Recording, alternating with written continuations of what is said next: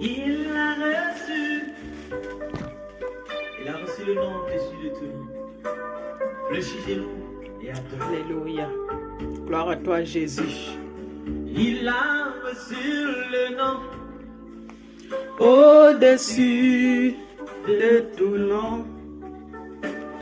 Il a reçu le nom au-dessus de tout nom. et Tout genou fléchira lorsqu'on parlera de l'agneau. et Tout genou fléchira lorsqu'on parlera de l'agneau. Alléluia, oui Jésus. il a Merci Seigneur pour ce moment dans ta présence. Je vous bénis, peuple de Dieu, vous tous qui êtes en train de nous écouter en ce moment. Nous vous bénissons par la grâce de notre Seigneur Jésus-Christ. Je suis contente aujourd'hui car le Seigneur m'a béni, il m'a donné un an de plus. Alléluia. Le Seigneur m'a donné un an de plus, les amis. Voilà pourquoi nous sommes là en ce jour pour glorifier son nom, pour élever son nom, pour exalter son nom, car il est merveilleux, notre Jésus. Alléluia. En ce moment, comme d'habitude, je suis venue pour amener une petite réflexion. Et le thème de notre réflexion, c'est la Pâque. Voilà. Le thème de notre réflexion, c'est la Pâque. Nous savons que nous avons devant nous la Pâque. Beaucoup sont en train d'aller en vacances, beaucoup sont en train de faire des achats, d'autres font même le carême, d'autres font même, je ne sais pas quoi, toutes sortes de petits efforts afin de pouvoir célébrer la Pâque. Voilà pourquoi en ce jour, j'aimerais parler aussi de la Pâque. Voilà, gloire au Seigneur Jésus. Et pour parler de la Pâque, nous allons nous diriger dans la parole de Dieu. Alléluia Jésus. Oh, parle-nous Adonai. Parle-nous Jésus.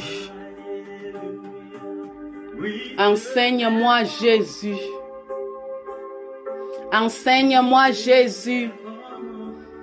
J'ai besoin de connaître ta parole. J'ai besoin de comprendre ta parole. Esprit de Dieu, prends contrôle en ce moment. Commence maintenant à briser. Brise toutes sortes de lourdeurs. Brise maintenant toutes sortes de faiblesses spirituelles. Brise maintenant, oh Dieu Tout-Puissant, que ta gloire descende. Que ta gloire descende. Que ta gloire descende, Jésus, le roi de gloire. Que ta gloire descende dans le nom de Jésus. J'élève ton saint nom, Jésus. Je glorifie ton nom dans ma vie. Parle-nous, Seigneur. Parle-nous, Jésus. Nous sommes là pour t'écouter, Jésus. Esprit de Dieu, toi le maître par excellence. Enseigne-nous en ce moment. Enseigne-nous en ce moment ta parole. Nous avons besoin de ta connaissance. Dans le nom de Jésus. Alléluia. Alléluia. Alléluia. Exode, le chapitre 12. La Bible nous dira, dans le livre d'Exode, le chapitre 12, nous allons lire de 1 à 9. Alléluia. Exode 12, le verset 1 nous dira, l'Éternel dit à Moïse et Aaron dans le pays d'Égypte, ce mois-ci sera pour vous le premier des mois. Il sera pour vous le premier des mois de l'année. Parlez à toute l'assemblée d'Israël et dites, le le 10e jour, de ce mois, on prendra un agneau pour chaque famille, un agneau pour chaque maison. Si la maison est trop peu nombreuse pour un agneau, on le prendra avec le plus proche voisin. Selon le nombre de personnes, vous compterez pour cet agneau d'après ce que chacun peut manger. Ce sera un agneau sans défaut, mâle, âgé d'1 an. Vous pourrez prendre un agneau ou un chevreau. Vous le garderez jusqu'au 14e jour de ce mois et toute l'assemblée d'Israël l'immolera entre les 2 soirs. On prendra de son sang et on le mettra sur les 2 poteaux et sur le linteau de la porte des maisons où on mange l'agneau. Cette même nuit, on en mangera la chair rôtie au feu. On la mangera avec des pains sans levain et des herbes amères. Vous ne le mangerez point à demi-cuit et bouilli sans l'eau, mais il sera rôti au feu avec la tête, les jambes et l'intérieur. Vous n'en laisserez rien jusqu'au matin. Et s'il en reste quelque chose le matin, vous le brûlerez au feu. Gloire à toi, Seigneur Jésus, pour ta parole. Donc, nous sommes en train de parler de la Pâque. Comme je l'ai dit, beaucoup célèbrent la Pâque. Beaucoup sont en vacances de Pâques. Mais si tu lui demandes, qu'est-ce que c'est que la Pâque? Il n'a aucune idée. Il n'a aucune idée. Voilà pourquoi, aujourd'hui, on va parler de la Pâque. La Pâque veut dire sortir ou passer d'un endroit à l'autre. C'est ce qui veut dire la Pâque. Ça vient de l'hébreu, que je ne vais pas me mettre à expliquer maintenant. Mais Pâque vient de l'hébreu et ça veut dire sortir ou encore passer d'un endroit à l'autre. Pourquoi cela veut dire passer d'un endroit à l'autre? Car en célébrant la Pâque, le peuple d'Israël passait de païens à chrétiens.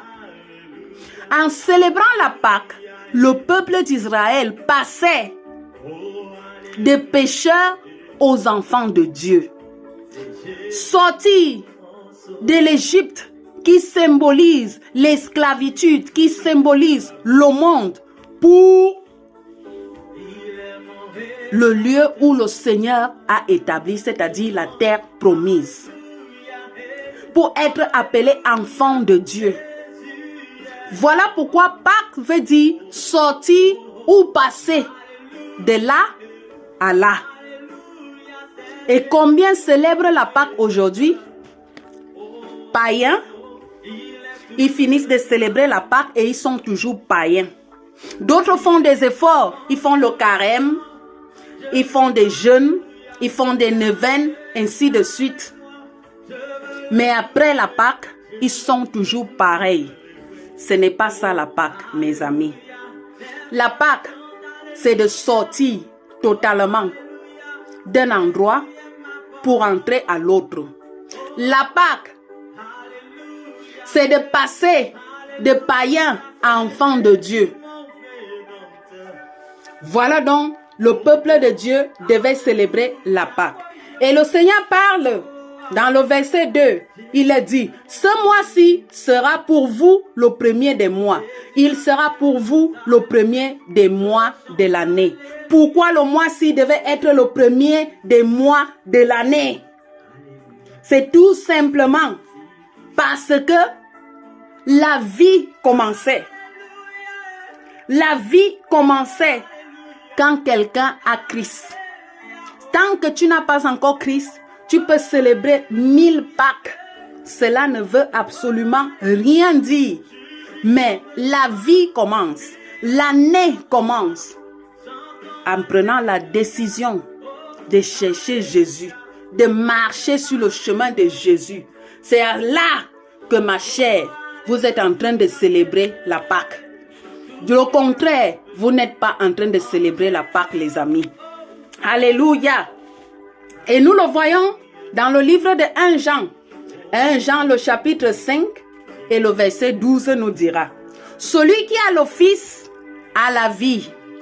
Celui qui n'a pas le Fils de Dieu n'a pas la vie. Voilà pourquoi ce mois devait être le premier du mois. Pour leur année, l'année commençait dans la vie, c'est-à-dire avec le Fils de Dieu, Jésus-Christ de Nazareth. Celui qui n'a pas le Fils de Dieu n'a pas de vie, mais celui qui a le Fils de Dieu a la vie. Voilà pourquoi ce mois devait être le premier des mois. Mon frère, ma soeur, toi qui as commencé l'année sans Jésus-Christ de Nazareth, je t'invite aujourd'hui de chercher Jésus. Car une année sans Jésus, c'est une année ronde. Alléluia, une année ronde. C'est-à-dire, tu n'as rien fait. La vie commence en Christ. L'année commence en Christ. Et tout commence en Christ. Voilà pourquoi il les a dit, ce mois sera le premier. Tout ce qui est écrit dans la parole de Dieu, ce n'est pas au hasard, mes frères. Ce n'est pas au hasard. C'est pour quelque chose. C'est parce que la vie commençait. Là, ici, c'est ici que la vie commençait. Gloire au Seigneur Jésus. En revenant sur notre passage d'Exode, le chapitre 12, nous allons lire maintenant le verset 3. Exode 12, le verset 3. Nous dira: parlez à toute l'assemblée d'Israël et dites le 10e jour de ce mois, on prendra un agneau pour chaque famille, un agneau pour chaque maison. Lorsqu'on célèbre la Pâque, nous voyons que le monde entier verra un Jésus crucifié sur la croix. C'est ça l'essence même de la Pâque. On ne peut pas célébrer la Pâque sans un agneau. Et la Bible nous dira que Jésus est notre agneau, l'agneau de Dieu pour ôter le péché du monde. Donc tes péchés et mes péchés, Jésus-Christ les a payés sur la croix. Il a été considéré comme l'agneau de Dieu qui ôte le péché du monde, afin que toi et moi, nous soyons libres du péché. Voilà l'essence même de la Pâque. Et maintenant, on nous dit ici que chaque famille devait se trouver un agneau. Devait prendre un agneau pour chaque famille. Notre agneau, c'est Jésus-Christ de Nazareth. Notre agneau, c'est Jésus-Christ de Nazareth, je le répète, car il est mort sur la croix pour nos péchés. Ne laisse pas passer l'agneau de Dieu. Et la Bible continuera à dire: si la maison est trop peu nombreuse pour un agneau, on le prendra avec son plus proche voisin. Voilà. Car il ne s'agissait pas de jeter ne serait-ce qu'un morceau de la viande de cet agneau. De la même façon, Jésus-Christ de Nazareth, ce n'est pas permis de laisser rien de Jésus. La Bible nous dira dans le verset 5, ce sera un agneau sans défaut, mâle, âgé d'1 an. Vous pourrez prendre un agneau ou un chevreau. Ça sera un agneau mâle. Et nous voyons que Jésus-Christ était bien homme. Il n'était pas femme. Jésus-Christ était homme. Et il était sans défaut. Sans défaut. Et il y a quelque chose que ajoute encore le verset 5. Il dit, l'agneau sera sans défaut. Il sera mâle. Jésus-Christ était sans défaut. Il n'avait pas péché. C'est pour nos péchés qu'il était parti sur la croix. Et il était mâle. Il était homme. Âgé d'1 an. C'est-à-dire l'âge adulte. Il n'était pas petit. Il était adulte. Jésus-Christ avait aussi l'âge adulte. Il dit, vous pourrez prendre un agneau ou un chevreau. Tu n'as plus besoin de tout cela, mon frère, ma soeur. Jésus-Christ est notre agneau qui remplit les conditions de ce verset 5. C'est-à-dire sans défaut, homme mature, adulte. C'est lui, notre agneau, qui a ôté nos péchés. Et il dira, vous le garderez jusqu'au 14e jour de ce mois. Et toute l'assemblée d'Israël l'immolera entre les deux soirs. Entre les deux soirs. Oh, gloire à toi, Jésus. Ainsi, le verset 7 nous dira, on prendra de son sang et on en mettra sur les deux poteaux et sur le linteau de la porte des maisons où on le mangera. Nous voyons que rien ne peut être jeté dans cet agneau qui est Jésus-Christ de Nazareth. Rien est permis de jeter. Même son sang, le sang de l'agneau immolé ici dans l'Ancien Testament, a servi pour purifier la maison des enfants d'Israël. C'est de la même façon que la Bible nous dit que le sang de Jésus, l'agneau de Dieu qui a été immolé pour nos péchés, purifie nos corps, purifie nos âmes, purifie et sanctifie. Alléluia. Le sang de Jésus nous purifie. Le sang de Jésus nous sanctifie. De la même façon que le sang de l'agneau qu'on parle ici ne devait pas être méprisé. Ce sang-là devait être sur les linteaux des portes de la maison et sur les poteaux des portes de la maison. Symbole de purification, de sanctification, de protection. De la même façon, le sang de Jésus est pour nous. Alléluia. Et on nous dira, cette même nuit, on en mangera la chair rôtie au feu. On la mangera avec des pains sans levain et des herbes amères. Voilà. Ici, dans le verset 8, nous voyons que notre agneau, Jésus-Christ de Nazareth, on ne peut rien négliger de lui. On a déjà vu que même le sang sert à notre purification. Et maintenant, on nous dit qu'il devait être mangé avec des herbes amères. Qu'est-ce que cela veut dire? Mes frères et sœurs, les herbes amères signifie tout simplement de se soumettre dans la volonté de Dieu, de se soumettre dans la parole de Dieu. Car il y a des gens qui veulent manger certaines parties de l'agneau. Ils ne veulent pas manger l'agneau avec les herbes amères. Les parties, ils prennent les parties de l'évangile de la prospérité, l'évangile de donner, vous serez bénis, l'évangile de la prophétie, l'évangile. Mais quand on leur parlait de la repentance, ils ne sont pas contents. Leur cœur devient endurci. Ils deviennent méchants. Ils deviennent querelleuses. Alléluia. Pourtant, la Bible nous dit, nous devons manger l'agneau avec les herbes amères. Les herbes amères, c'est quoi? C'est quand on te dit, tu ne vas pas pécher contre ton Dieu. C'est bien amer.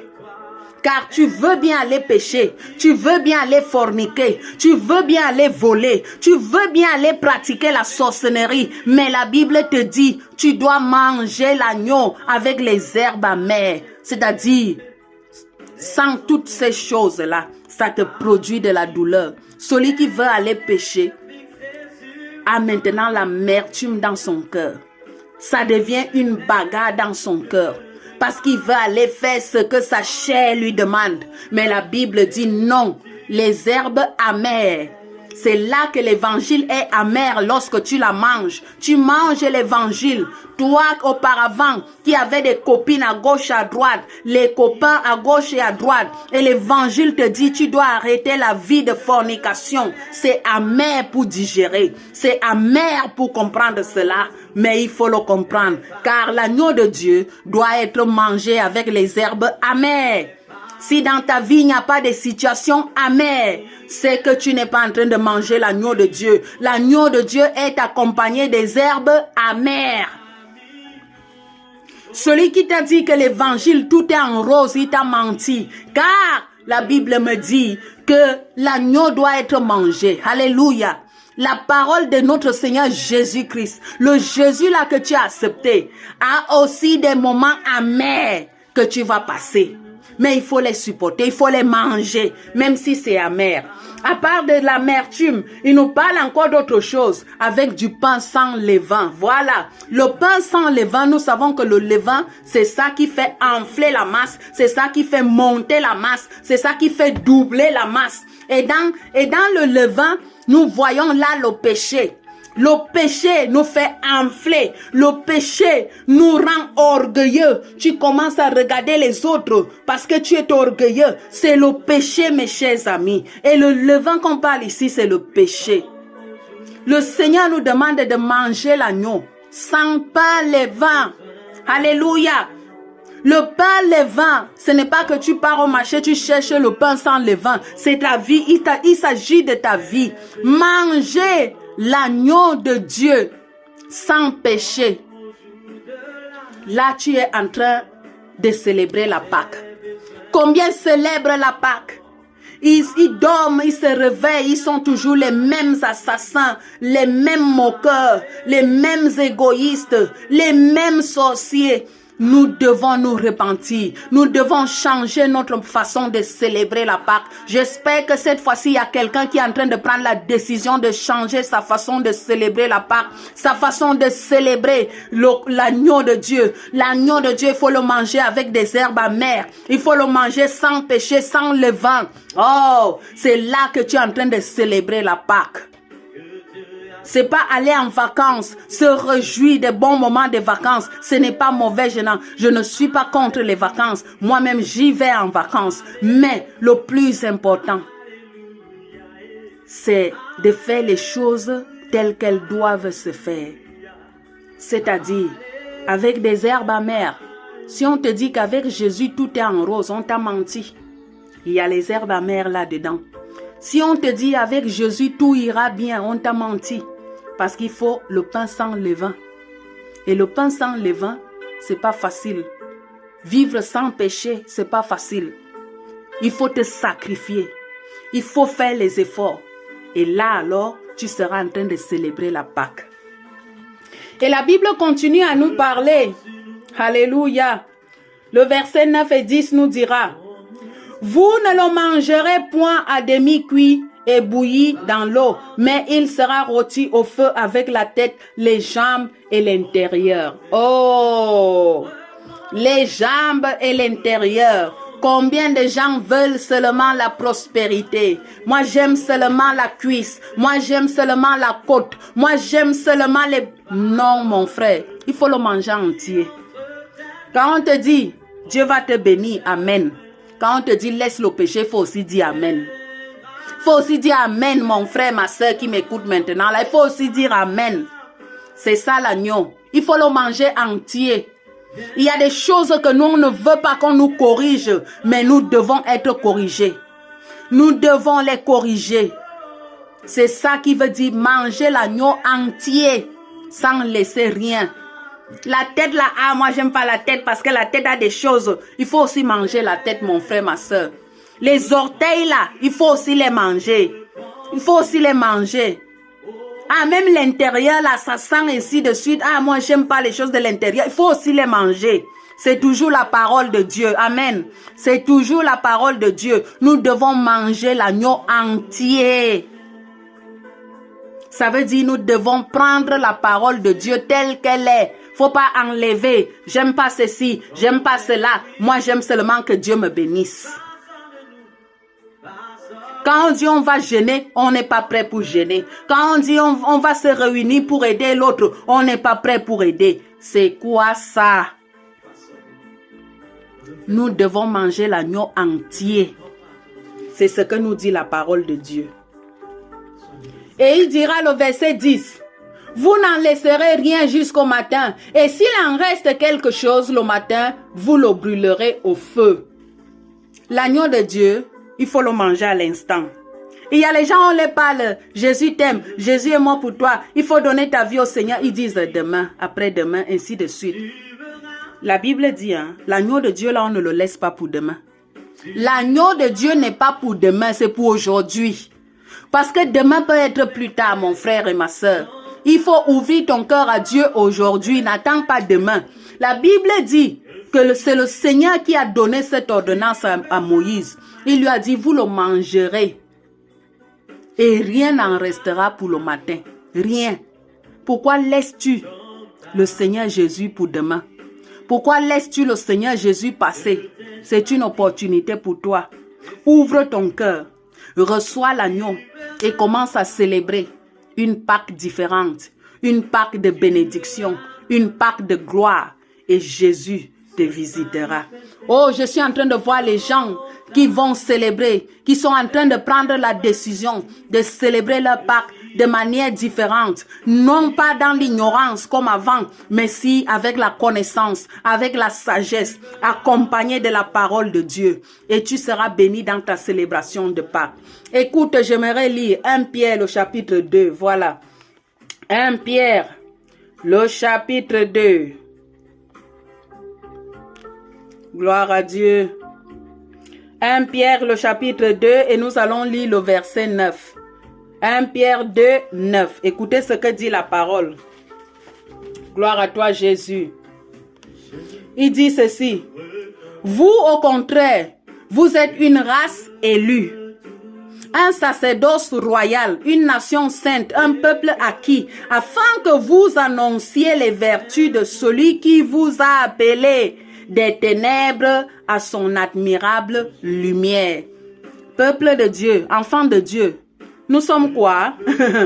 Nous sommes une race élue pour marcher dans la sanctification.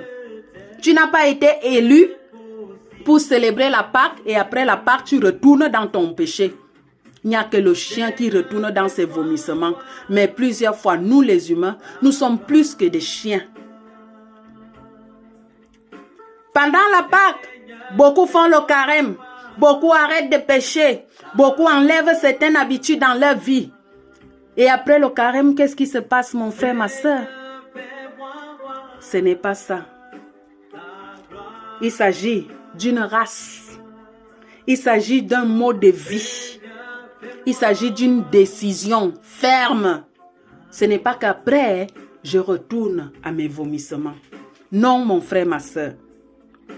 Dis une race élue, un sacerdoce royal. Tu n'es pas n'importe qui. Tu es un sacerdoce royal pour celui-là qui t'a appelé, qui t'a aimé et qui est mort sur la croix pour toi. Jésus-Christ, le motif de la Pâque, la raison même de la Pâque.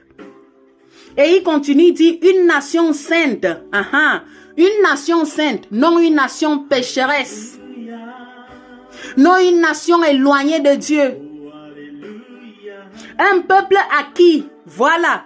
Tu as été acquis par le sang de Jésus, par le sacrifice. Personne ne pouvait t'aimer comme lui. Personne ne pouvait payer le prix là. Mais Jésus a payé ce prix là. Pour que tu sois un peuple acquis. Afin que vous annonciez les vertus de celui qui vous a appelé des ténèbres à son admirable lumière. Auparavant, on était dans des ténèbres, dans l'ignorance. Quand on parle des ténèbres, c'est l'ignorance. Manque de connaissances. On servait des statues. On adorait des idoles. Au lieu d'adorer le véritable Dieu. On était auparavant des ignorances, des ignorants. On était dans des ténèbres. Mais Dieu, à travers la mort de son Fils, il nous a appelés pour des ténèbres à la lumière. Pardon. L'allergie me dérange souvent. Alors, nous voyons bien que Dieu nous a appelés des ténèbres à la lumière. Quelles sont les œuvres de la lumière? Nous les connaissons. Un enfant de Dieu est appelé à marcher dans la lumière et non dans les ténèbres. Alléluia. Il y a aussi un autre verset que j'aimerais lire dans le livre d'Éphésiens.